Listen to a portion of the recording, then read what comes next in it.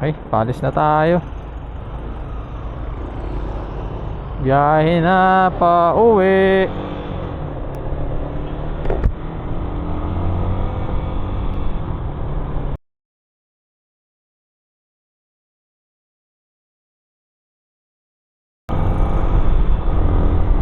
Napaka-busy ngayong araw.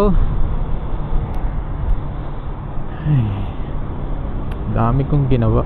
Wow. Daming lakad. Ang daming papel na inasikaso. Pero goods lang. What? Kaysa naman wala tayong ginagawa sa trabaho. Mas nakaka-boring yun. Sana all. Oh, time check 4:21 na ng hapon. Grabe ang init na. Pero yung hangin malamig ah. At least, 'di ba? Lamig ng hangin. Pero ang hindi malamig yung init ng araw. What? Nakakaitim. Kaya nga naka-gloves na ako. Hindi talaga ako nag-gloves eh. Tamad ako mag-gloves. Pero napag-gloves na ako ngayong araw. Actually nung isang araw, gabi pa. Ay, nung isang araw pa. Anyway, pag-usapan natin yung 4 days pasok na lang ng gobyerno. Actually sa government din ako. Kaso nga lang hindi kami kasali dun sa pinatupad na yun. Kasi nga kami ay nasa institution. So hindi kami kasali dun. Ang kasali lang ay yung mga nasa opisina like LGU office, City Hall, ibang government offices like LTO, iba-iba pa yung mga tol eh. Basta government, mga public service servant or public service government, ganun. So kami public service naman din kami. Kaso nga lang 24 hours naman kasing nag-ooperate yun. Yung opisina, mismo opisina namin doon, hindi. Pero ito tayo, try natin. Try natin dito. Mag vacation up tayo. Grabe sikat ng araw. Balik tayo sa topic. Sa may 4 days na lang ang pasok ng government. And then 7 to 6 at 8 to 7 ng gabi. Bali magiging 10 hours kasi yung duty ng government. Dahil nga parang titipid sa ano daw eh, sa kuryente kasi nga sa gera na nangyari sa Iran at saka Israel. So naapektuhan talaga yung lahat ng bansa, hindi lang Pilipinas, kasi yung sa oil talaga. Do kuryente naman yun, pero ang nagpapagana daw dun sa kuryente or sa parang generator yata ay oil din. So nagmamahal din yata ang presyo ng ilaw o kuryente, bill ng kuryente. Grabe maluwag na dito ngayon, no? Dito kapag mga gantong oras traffic dito eh. Grabe yung ano, no, yung epekto ng oil hike. Nalimitahan din yung mga motorsiklo, mga sasakyan. Tignan natin sa Quezon Avenue mamaya. Daan ako ng Quezon Avenue.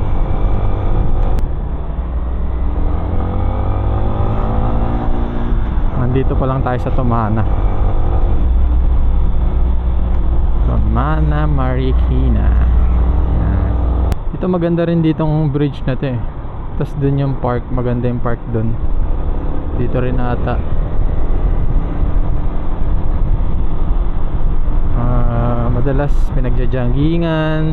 Ayun, ang mga nagja-jogging iba dyan, naglalaro, mga nagpa-practice na bata. Ayun, practice.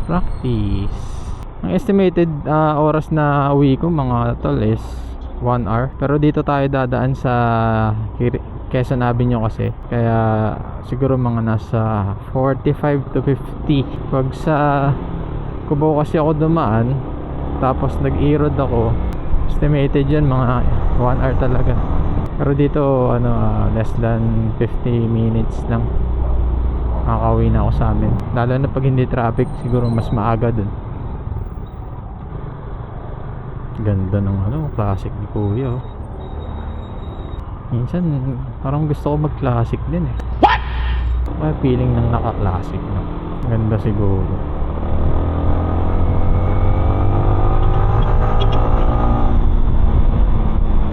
Pinaka gusto kong classic mga tol yung XSR, Yamaha XSR. What? Yung lang 155 lang din. Pero alam ko meron yung 400 ata. Alam ko may 400 dun eh. Tama ba ako? Kung di ko alam kung tama yung sinabi ko na may 400cc ang XSR. Pero parang meron. O kamukha lang niya. I don't know. Hindi natin alam. Baka kamukha lang. Ganun kasi yung motor ni Suplado Moto. Idadaan niya sa expressway. Ano kaya magandang gloves ng motor?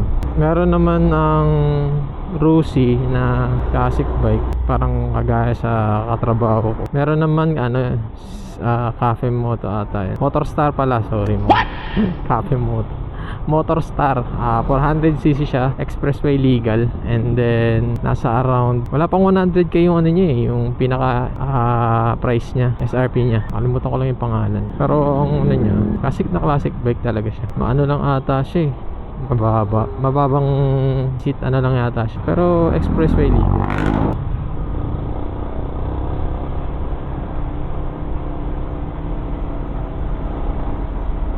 Tarik dito.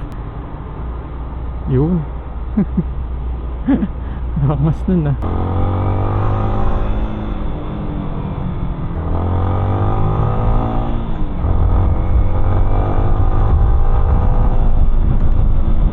Okay, andito na tayo sa C5. UP town to pa mga tol. Kasi dadaan tayo ng UP. Shortcut tayo pa Pilcoa. And then U-turn pa circle papuntang Quezon Avenue. Pero syempre doon tayo mag-U-turn sa stoplight.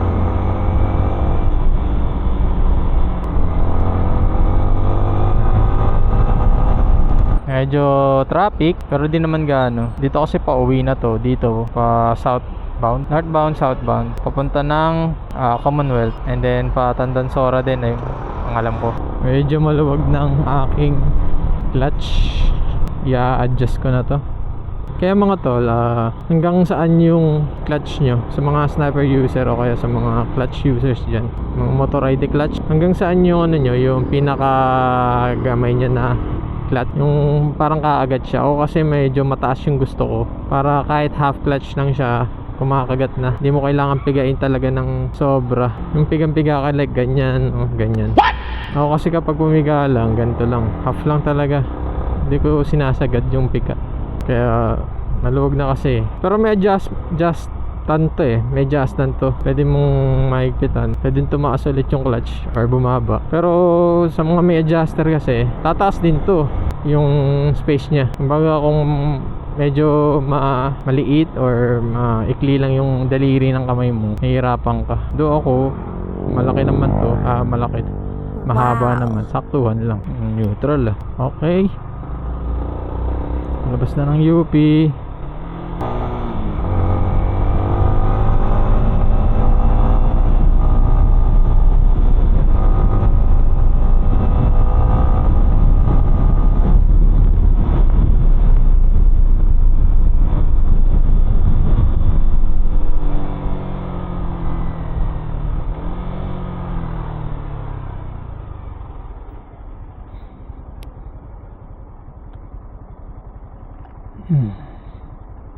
Init talaga, nakakasilaw yung araw. Uy, kabanggaan. Ano nangyari doon? Ba't nabangga? Tuloy-tuloy naman dito. Siguro napahinto or may tumawid. Ingat-ingat pa rin doon kasi may mga tumatawid doon. Ay! Mali. Grabing lubak yun. Oh, maluwag Pag nandun na tayo sa Quezon Ave, tignan natin kung maluwag talaga. Hanggang Fisher Mall yun eh. Wala kasi pasok ang gobyerno ngayon eh, Friday. Monday hanggang Thursday lang ang pasok. Pero yung mga ibang company like private company, meron naman. Hindi naman sila kasali sa pinatupad na yun. Sana all. Tuloy-tuloy ako dito. Kumayakan.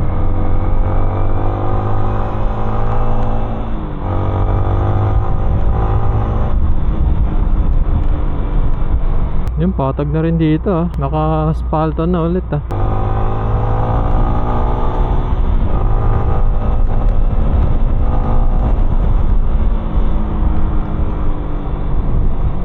Oh, asphalto na rin ah. Okay ah. Di na malubak. Okay dito medyo maluwag. Doon banda sa timog na tignan natin. Maluwag ah. Maluwag. Very good ah, maluwag ah, maluwag. Nakakamangha ah, nakakamangha. Ispaldo na rin to. Kaya hindi na masyadong malubak. So dito ako dumadaan sa kabila. Ispaldo na rin din eh. Pero yung sa bandang unahan pa, hindi pa siya ispaldo.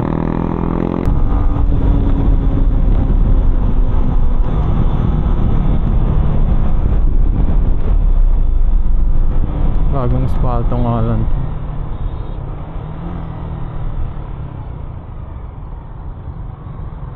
Ganda ng sniper ni Bossing. Tinanggal niya yung tapalodo ng kadena. Putik yan kapag umuulan. Lang yan, maluwag ah. Dalasan pag Friday sobrang traffic. Pero ngayon wala. Hindi ma-traffic. Rush hour na to eh.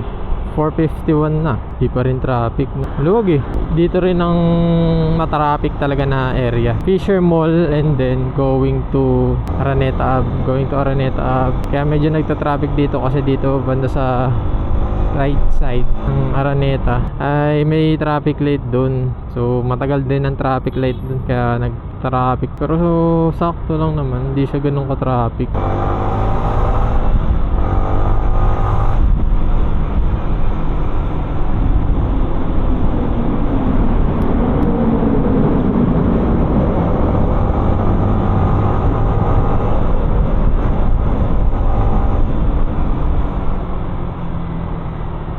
So far walang traffic. Mabagal lang ang tali ng traffic ko pero hindi siya traffic totally.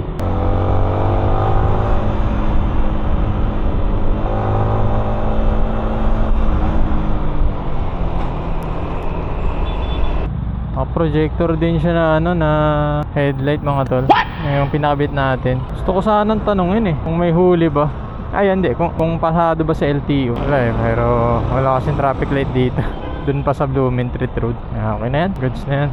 Mahal na ng gasolina Mahal na ng gasolina premium 68 dito. Pero sa Shell nasa 79 ata eh. Mamaya dadaanan natin. Grabing Shell yan. Taas ng nila itinaas. Nakakaano ng magmotor eh. Pero masaya pa rin naman magmotor. Ganun din eh. Kung nagtaas ang gasolina, magtataas din na pamasahe. Motor ka na lang.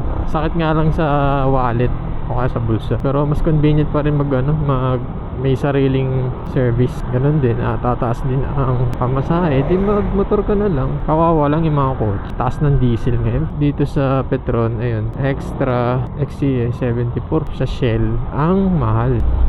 Alam ko nasa 80 plus na.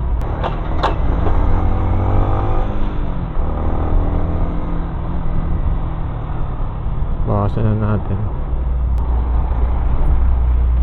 Okay, pa-North Cemetery na. Chat ko na yung kapatid ko. Sasabay eh. Yun lang, wala tayong data. Aga natin. Oras tayo malis din. Mga nasa 5:20 ata yun. Pero nandito na tayo sa North agad ng mga 5.